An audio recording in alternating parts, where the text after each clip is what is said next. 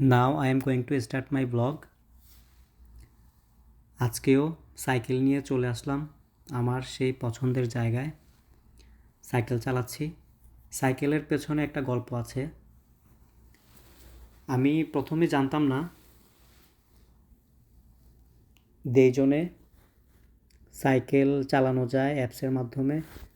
তো apps open করলাম, কিন্তু ভেরিফিকেশন নিচ্ছিল না। তাই এক কোরিয়ান ছোট বাচ্চাকে বললাম যে আমাকে একটু দেখায় দাও, কিন্তু সেও পারল না।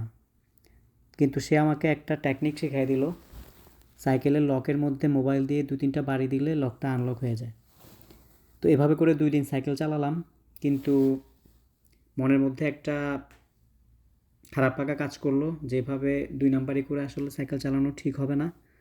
তারপর আমি আবার ট্রাই করলাম অ্যাপস ভেরিফিকেশন করতে।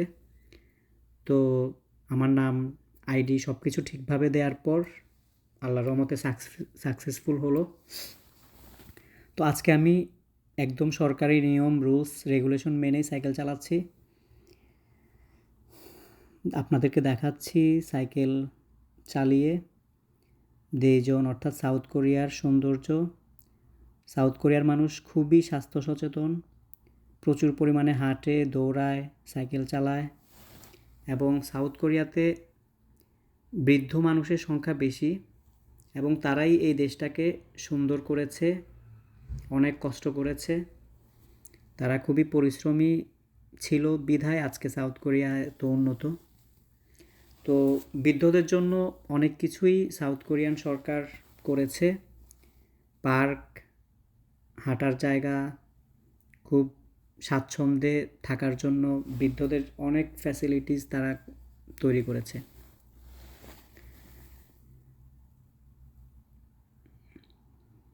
রাস্তাগুলা খুবই সুন্দর, নিরিবিলি, মানুষজন খুবই কম। জায়গা বড় হওয়ায় মানুষ বেশি হলেও তা তেমন একটা বোঝা যাচ্ছে না।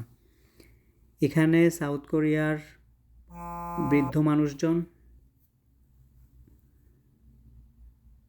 গালফ খেলে, ছোট অনেক বিশাল জায়গা, কিন্তু তারা অপেশাদারভাবে এখানে একটু সময় কাটায়, খেলাধুলা করে। সবাই বৃদ্ধ মানুষ, বয়স্ক মানুষ। বৃদ্ধদের আনন্দের জন্য, প্লেজারের জন্য, একটু ভালো সময় কাটানোর জন্য গভর্নমেন্ট খুব সুন্দর সব কিছু তৈরি করেছে। খুবই ভালো লাগার একটা জায়গা এটা। পুরো সাউথ কোরিয়াটাই সুন্দর। সাইকেল চালাচ্ছি বিকালবেলায়। সাইকেল না চালালে আমার মনে হয় না যে আজকের দিনটা ভালো গেছে। ছোটোবেলায় যেমন যেদিন ক্রিকেট খেলতে না পারতাম সেদিন মনে হতো আজকে দিনটা খারাপ গেছে। ঠিক তেমনই এখনও খেলাধুলা, সাইকেল চালানো অথবা একটু ওয়ার্কআউট না করলে ভালো লাগে না।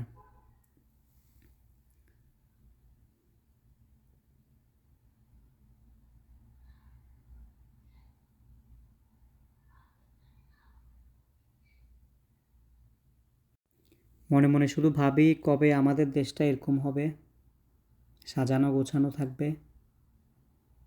আমাদের দেশের মানুষ কবে আমাদের দেশকে নিয়ে ভাববে। বিশেষ করে আমাদের রাজনীতিবিদ, দুর্নীতিবাজ রাজনীতিবিদদের জন্যে আজকে আমাদের দেশের এই বেহাল দশা। আমাদের দেশের মানুষ দেশের জন্য যদি কাজ করত, দেশকে যদি ভালোবাসতো আর আল্লাহর ভয় যদি থাকতো, 54 বছর পর্যন্ত যারা দেশ চালিয়েছে, সত্যিকার অর্থে তারা গড়পড়তাভাবে দেশটা চালিয়েছে। দেশটাকে উন্নত করা, দেশকে সমৃদ্ধশালী করা, মানুষকে কিভাবে আরেকটু ভালো রাখা যায় সেই চিন্তা তারা করে নাই। আমাদের যে রিসোর্স আছে সেই রিসোর্স অনুযায়ী আমরা আমাদের দেশকে সে পর্যায়ে নিতে পারিনি। আমরা যদি আমাদের রিসোর্সকে সেভাবে কাজে লাগাতে পারতাম, ইন্ডিয়া বা ভারতের দালালি না করতাম, দেশের কথা ভাবতাম, দুর্নীতি না করতাম, মানুষের কথা ভাবতাম, তাহলে আজকে আমাদের দেশের মানুষ রাস্তায় ঘুমাতে হতো না, পথশিশুদের এই কষ্ট হতো না। আল্লাহ হাফেজ।